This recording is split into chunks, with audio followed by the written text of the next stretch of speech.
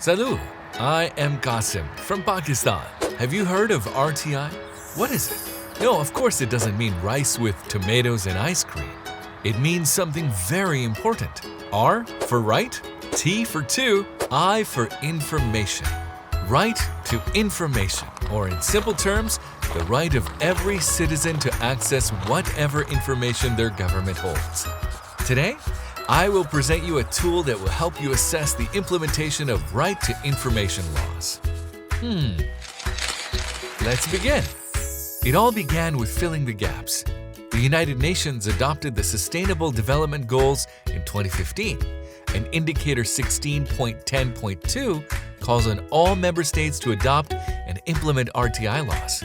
We needed a methodology to assess whether states have complied with this very important indicator. So, voila! We give you this methodology to fill that assessment gap. Let's find out more.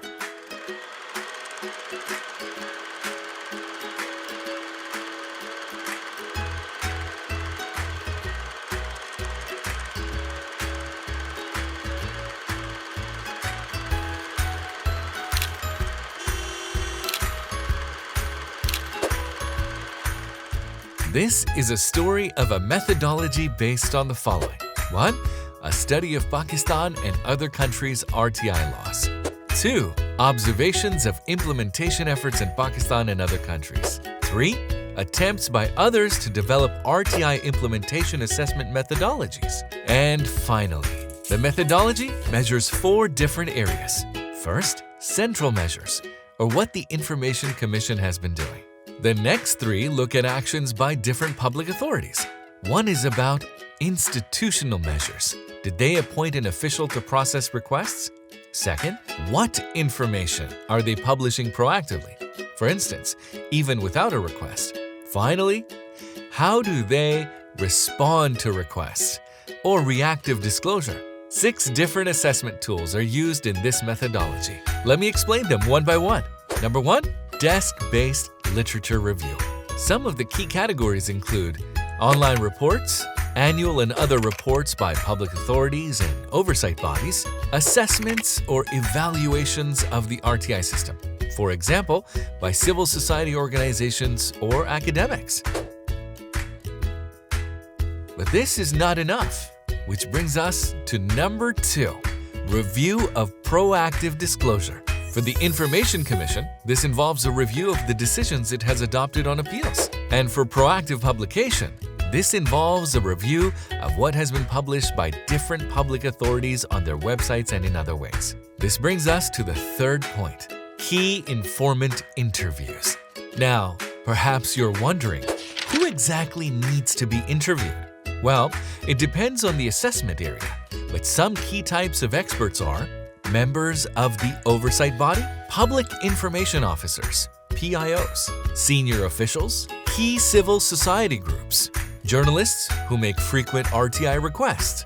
Talking of information, number 4 takes us to self-assessments. This covers all 4 assessment areas, reflecting their importance as a source of information. For the central measures, the oversight body will conduct a self-assessment.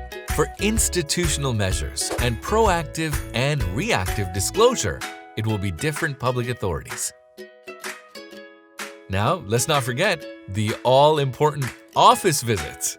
You got it right. Through number 5, we assess whether the information is being published in offices, such as on a notice board. But it might make sense to schedule the self-assessment and any key informant interviews with staff there at the same time. And last but not least, Step 6 brings us to the RTI request testing.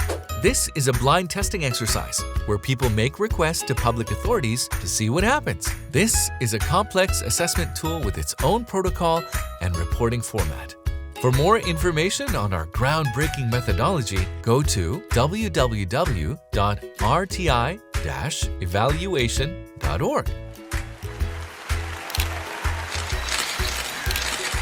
Ha! You see, our success story doesn't end here.